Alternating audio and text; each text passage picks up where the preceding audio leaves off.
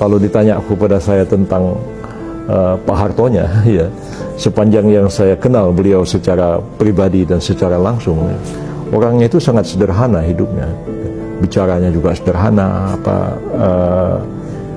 Kalau di rumah hanya pakai baju kaos dan hanya pakai sarung begitu, dan rumahnya itu juga sangat sederhana. Yang sederhana, yang bagus tuh yang di depan yang ada harimau yang juga dapat menerima untuk menerima tamu itu. Tapi secara keseluruhan tuh kehidupannya itu sangat luar biasa ya. Saya kadang-kadang disuruh beliau bekerja di rumahnya, ngetik macam-macam begitu sampai siang, terus Pak Harto datang pakai sarung begitu, nanya, "Dil, kamu sudah makan?" "Oh, belum Pak." Panggil ajudannya, "Sediakan pop mie 2. Jadi pop mie dia. Kadang-kadang ada nakalnya juga, saya bilang, "Bapak ini saya suruh kerja dikasih makan pop mie.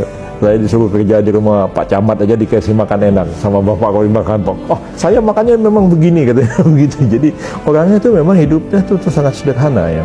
Jadi kalaupun dikatakan bahwa Pak Harto itu korupsi, menumpuk harta kekayaan sampai disimpan di bank-bank Swiss ya, itu tidak pernah terbukti sampai hari ini.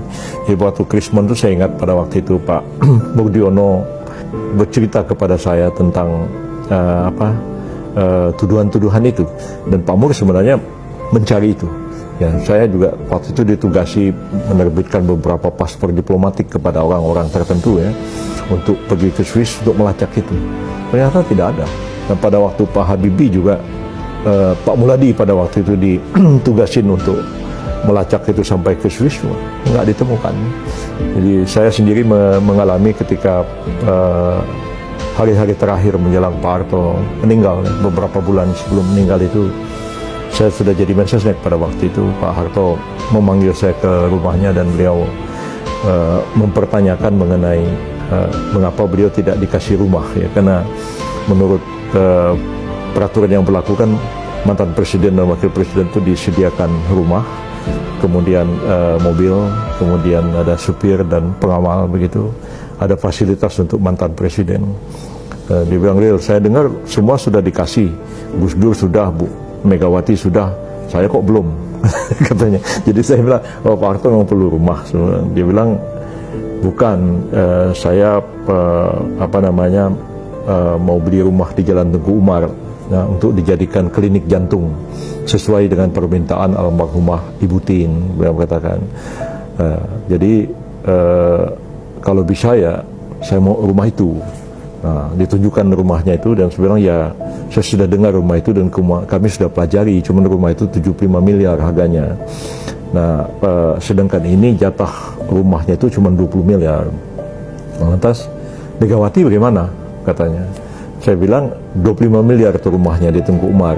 "Loh, kok bisa lebih?" kata Pak Harto.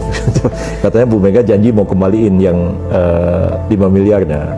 Jadi ya Seknek kemudian sudah belikan rumah untuk beliau. Gus Dur bolak-balik, ujung-ujungnya minta uangnya dan sudah kita serahkan kepada beliau. Dan kalau begitu bagaimana katanya? Ya gimana Pak, itu kalau 75 miliar? Ya saya kan jadi presiden 6 kali katanya, berarti kan 6 kali 20 kan 120 kata. Saya bilang peraturannya kan cuma bilang 20 miliar Pak. Oh ya, terus ya udah, dia ngobrol yang lain lah, ketawa-ketawa sama saya begitu. Lantas berapa minggu kemudian ajudannya telepon saya lagi, dia bilang, "Pak Harto suruh Pak Yusril datang ke rumah ya." Jadi saya datang. Ya Pak Harto bilang, "Ril, soal rumah tuh gini aja deh, sekarang saya perlu uang." Ya Pak Harto perlu uang buat apa? "Ya kan kamu tadi masuk dari mana?" "Ya masuk dari belakang Pak." "Nah kamu lihat kan tadi rumah sudah bocor." "Nah betul." Jadi saya masuk tuh biasa lewat pintu yang saya biasa masuk lah, lewat belakang begitu, dan sudah banyak tergenang air karena hujan waktu itu. Dan dia, "Saya mau betulin rumah ini, saya nggak punya uang lagi." Sampai waktu itu saya telepon Sri Mulyani supaya uangnya dikeluarkan. Jadi saya bikin memo sama Pak Presiden SBY pada waktu itu, dan SBY setuju. Saya bilang, "Ini kita ada kewajiban sama Pak Harto belum kita penuhi." Terus kemudian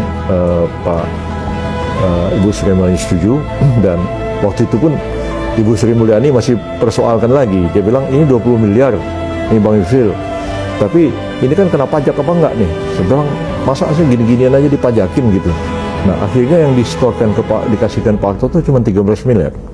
Yang 7 miliarnya itu masih tanda tanya apakah kena pajak atau tidak.